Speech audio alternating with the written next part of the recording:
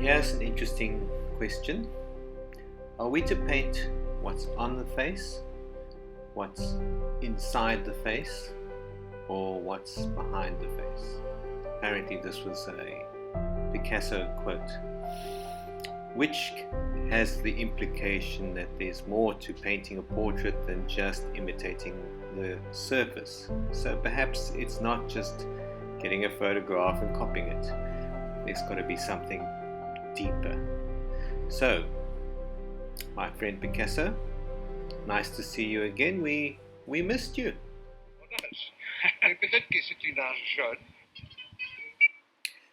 I think he was saying there that he's very happy to be back, and he's been working very hard, and he's been practicing a self-portrait.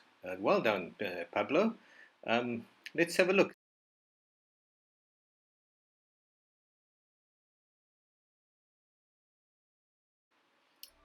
Yes, I see a certain resemblance to something. No, well done. I think it's enthusiastic.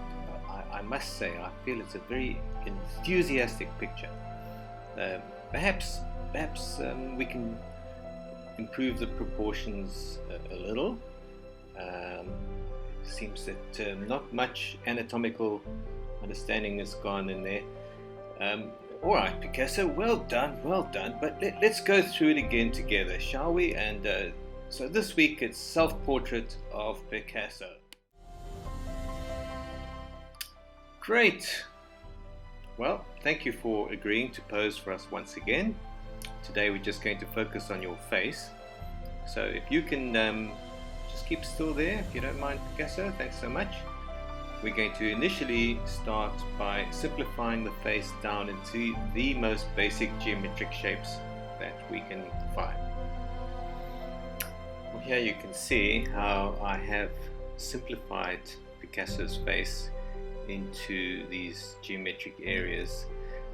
What you have to establish at this stage is the proportions of the face. Now, I'm not measuring anything here. You can sometimes do some measurements, actual literal measurements, which will help you, but there does come a time when you should estimate it. So I don't think that my measurements are perfect, but I'm looking at them, I'm looking at my reference, and I'm going to make a decision. And once I've got the basic shape set, I can then start to work some detail into them. So I have done a little bit of detail here, because otherwise there's too many preliminaries. I can include some in later tutorials, but here it's just to show you how I initially simplified the face into a kind of geometric grid. The first layer would now be complete, and we now have to build over that grid our second layer. What does that second layer consist of? Well, what it does consist of is building on the important lines from the first layer, but now we move closer towards the actual face itself. We can also make some important adjustments. So having assessed the measurements as I see them, I have changed the shape of the head slightly. You will observe it slightly wider on the left hand side. I thought that was too thin, and what I've then started to do is to emphasize certain lines to make them stand out a little bit more. Having completed the line drawing, as I always say, the drawing must work as a finished line drawing. You must be able to show it as a finished line drawing. Of course, we want to take it a bit further, but when you complete each level should look complete. So having completed the line aspect, how do we introduce the tone? This is a very simple approach, but it works every single time. You isolate all the areas on the face that are white, in other words, where the light is catching. Now this is open to some interpretation, but I have selected out the dominant areas of tone, and I've actually delineated them, made them separate, and then I filled them in all with the lightest tone over the whole area. So now we have a face with two tones, white and light grey.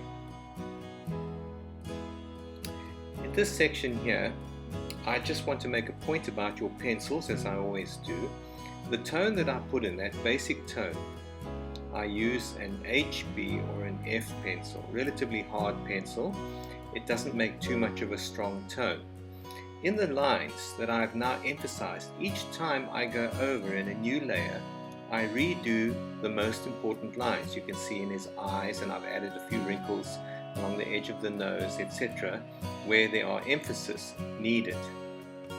For those lines, I've used a much softer pencil, something like a 3B or a 4B, even a 6B. You need to have a darker line there. So I've actually got 3 layers now. I've got some added detail with the HB pencil. I've added in some more details and tones, and I've added in a darker tone in pencil in readiness for the next layer.